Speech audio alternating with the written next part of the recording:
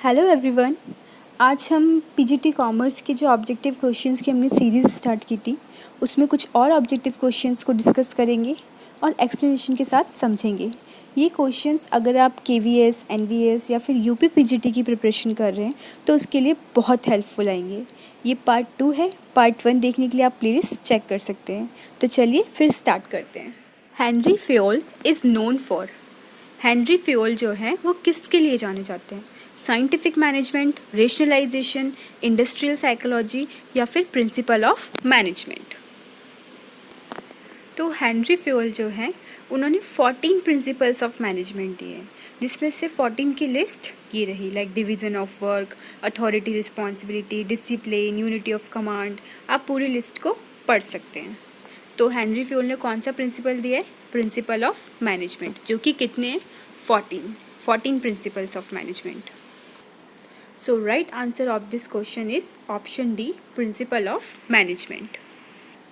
Next question is unity of command implies having not more than one. Unity of command क्या implies करता है? कि ये एक से ज़्यादा नहीं होना चाहिए। क्या नहीं होना चाहिए? Subordinate, option B friend, option C boss या फिर option D unit. तो यूनिटी ऑफ कमांड में क्या होता है कि इसमें ये बताया गया है कि अगर कोई एम्प्लॉय है तो उसका एक ही बॉस हो, एक से ज़्यादा बॉस ना हो। सुपीरियर मतलब उससे ऊपर, सबऑर्डिनेट मतलब सुपीरियर के जो नीचे काम करता है, ठीक है, उसको हम सबऑर्डिनेट बोलते हैं। अगर कोई सबऑर्डिनेट है तो उसका एक ही सुपीरियर हो।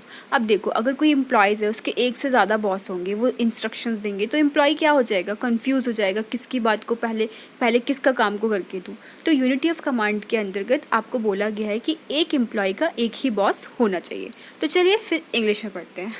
Okay, meaning Unity of command principle, meaning unity of command is one of the Henry Fayol's 14 principle of management. अभी हमने पढ़ा था हेनरी फ्योल के कितने प्रिंसिपल्स थे? 14 प्रिंसिपल्स। उसमें से ये एक प्रिंसिपल है। ये प्रिंसिपल बोलता है कि जो मैंने आपको बताया, this principle states that there must be only one superior to a subordinate, that is an employ or a worker, must not have many bosses or superiors, जिसका मैं एक्सप्लेनेशन अभी आपको दे चुकी हूँ।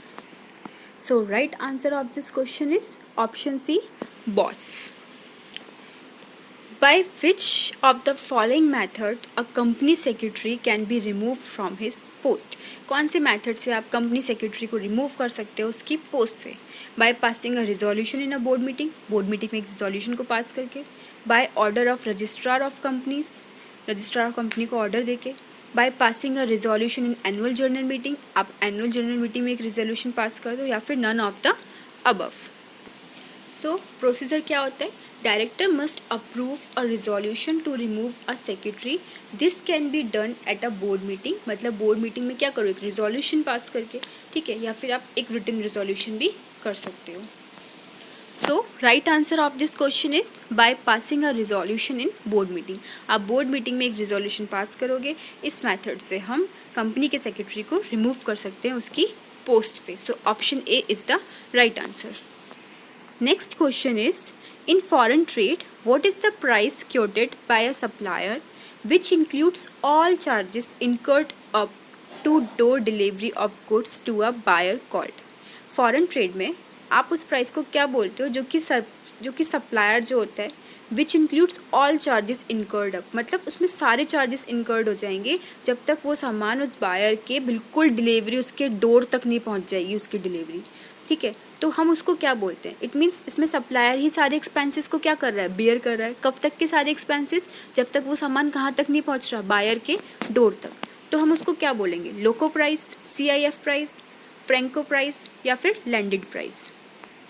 तो इसको क्या बोलते हैं? Franco, also known as free price. और क्या बोला जाता है इसे? Free price. This quotation includes, इसमें क्या इंक्लूड होता है? All charges for delivery of goods to the buyers warehouse, मतलब बायर के वेयर हाउस से आप जब तक, मतलब उसके बिल्कुल वेयर हाउस पे आप क्या कर दो? उस गुड्स की डिलीवरी, मतलब वहाँ तक पहुँचा दो। तो वहाँ तक के जो भी खर्चे आएंगे वो सब कौन बियर करेगा? सप्लायर।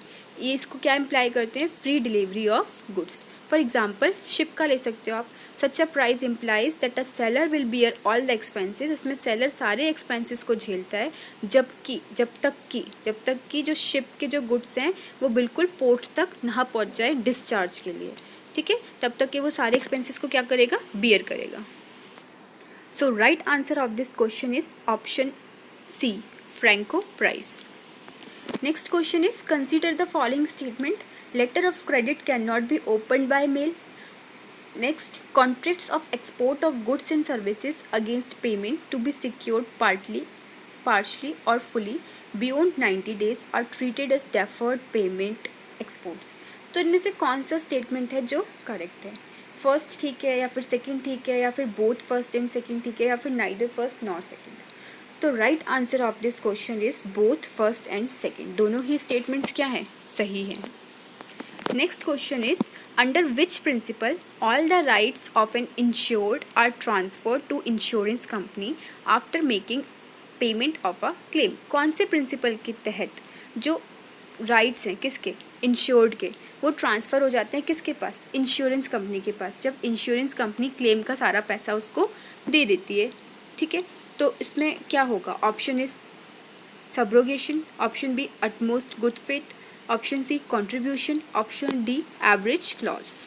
तो देखिए, the subrogation principle in insurance means, subrogation में क्या है, when insurance pays full compensation for the insured loss, अगर जो इंश्योरेंस कंपनी है वो जिसने इंश्योरेंस करा रखा है उसको अगर कुछ नुकसान होता है और उसका सारा क्लेम का पैसा दे देती है, तो जो प्रॉपर्टी होगी उस पर जो बंदा है, ठीक है, जो इंश्योर्ड है, उसका राइट नहीं होगा। अब किसका राइट होगा उस प्रॉपर्टी पे, इंश्योरेंस कंपनी का। फॉर एग्जांपल आप कोई बिज़नेस कर रहे हो, ठीक है, आपके पास गुड्स हैं स्टॉक में, वो आग लग गई और वो जल गए, ठीक है, और आपको इंश्योरेंस कंपनी से क्लेम मिल गया। अगर उसमें कुछ जला बचा माल थोड़ा बहुत होगा जिसको अगर आप बेच करके, जो स्क्रैप वैल्यू है जिसको बेच करके आपको कुछ भी पैसा मिल रहा है, तो वो किसको मिलेगा, इंश्योरेंस कंपनी को मिलेगा, उस पर इंश्योर्ड का कोई भी हक नहीं होगा। इसको हम क्या बोलते हैं, subrogation. So right answer of this question is subrogation. Next question is, in a marine insurance, when must the insurable interest exist? Marine insurance में कब होता है insurable interest, ठीक है, तो at the time of making contract, जब हम contract कर रहे होते हैं तब, at the time of loss of a subject matter, जब loss हो जाए, ठीक है, जिसमें आपने करवाया होता है जिस सब्जेक्ट मैटर से related, both at the time of making contract, मतलब दोनों टाइम पे, चाहे आप कॉन्ट्रैक्ट करो चाहे आपको लॉस हो जाए सब्जेक्ट मैटर पे, या फिर eight the time of termination of policy. तो मैराइन मतलब आप समझ गए ना, जब शिप का जो रिलेटेड होता है, insurable interest must exist at the time of claim. कब एग्जिस्ट होगा, क्लेम के टाइम पे, although it need not exist at the time of effecting the policy. तब इतनी ज़रूरत नहीं जब पॉलिसी आप कर रहे हो, बट जब आपको क्लेम चाहिए तब आपका इंटरेस्ट होता है, ठीक है। However, at the time of effecting the policy, the insured must prove that he is going to acquire insurable interest. But जब क्या हो रहा हो, जब पॉलिसी इफेक्ट हो रही हो, मतलब जब पॉलिसी हो रही हो, तब आपको ये शो करना पड़ेगा कि आपका इसमें इंश्योरेबल इंटरेस्ट है। So right answer of this question is option B, at the time of a loss of subject matter. Next question is, X and Y theory of motivation has been propounded by. X and Y theory of motivation किसने दी थी, MC Gregor, Maslow, आउची या फिर Herzberg? तो देखिए, x and Y theory में क्या था, इन्होंने बोला था कि जो मैनेजमेंट है उसको देखना है कि उसमें दो तरीके के लोग होते हैं, एक एक्स मतलब जो थोड़े नेगेटिव पीपल हो, क्रॉस वाले, एक वाई जो बहुत ही अच्छे काम करने वाले हो, ठीक है, सेल्फ मोटिवेटेड हो, जो कि काम को एज अ चैलेंज करें, वो बोलते हैं, उनको रखा था वाई। इट मीन्स दो कैटेगरी में। तो ये किसने दिया था, ये दिया था आपका MC ग्रेगर ने। So right answer of this question is option A. Next question, coordination has the following features. Coordination के क्या फीचर्स बता रखे हैं कि वो कंटिन्यूस होता है। Next is vertical organisation, next is horizontal organisation and D all of the above. तो सिंपल है, right answer of this question is all of the above. Continuous भी है, वर्टिकल ऑर्गेनाइजेशन भी है एंड हॉरिजेंटल रिलेशनशिप भी है।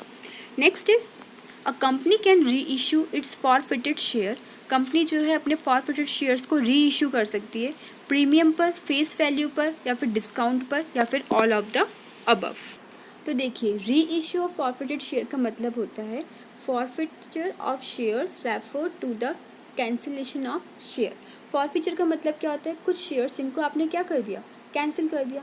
कभी कभी जो शेयर होल्डर्स होता है वो अनेबल होता है, मतलब वो पे नहीं कर सकता जो भी मनी ड्यू है अलॉटमेंट पर या फिर किसी भी कॉल पर, तो इस केस में कंपनी क्या कर देती है, फॉरफिट कर देती है, मतलब अपने शेयर्स को कैंसिल कर देती है। फिर कंपनी के पास ऑप्शन होता है कि वो अपने जो कैंसिलेशन जो किए हुए शेयर्स हैं उनको फिर से क्या कर दे, री इशू कर दे। ठीक है, तो वो कंपनी का चॉइस है, कंपनी पार पे भी कर सकती है, प्रीमियम पे भी कर सकती है और डिस्काउंट पे भी कर सकती है। जब वो तीनों में से किसी पे भी कर सकती है तो ऑप्शन डी इसका सही आंसर होगा, ऑल ऑफ द अबव। ठीक है, तो ये कुछ क्वेश्चंस थे जो मैंने आज डिस्कस किए। मैंने पीजीटी कॉमर्स के लिए एक सीरीज स्टार्ट की है ऑब्जेक्टिव क्वेश्चंस की, आप प्लीज़ इसे देखिए। अगर आपको अच्छा लगे और अगर आप पीजीटी कॉमर्स की तैयारी कर रहे हैं तो बहुत इंपॉर्टेंट है आपको 11th और 12th के अकाउंट्स के, बिजनेस के सिलेबस से फैमिलियर होना। तो मैंने यहाँ पे अकाउंट्स की सीरीज़ स्टार्ट की है, अगर आपका इंटरेस्ट हो तो आप जो टॉपिक्स हैं उनको पढ़ सकते हैं और समझ सकते हैं। अगर आपको वीडियो अच्छा लगे तो प्लीज़ चैनल को सब्सक्राइब कीजिएगा, लाइक कीजिएगा, शेयर कीजिएगा, आपको और ऐसे वीडियोस मिलती रहेंगी। ठीक है, थैंक यू फॉर वॉचिंग, और प्लीज़ कमेंट करना ना भूलिएगा अगर आपको अच्छा लगे तो। Thank you, bye bye, take care.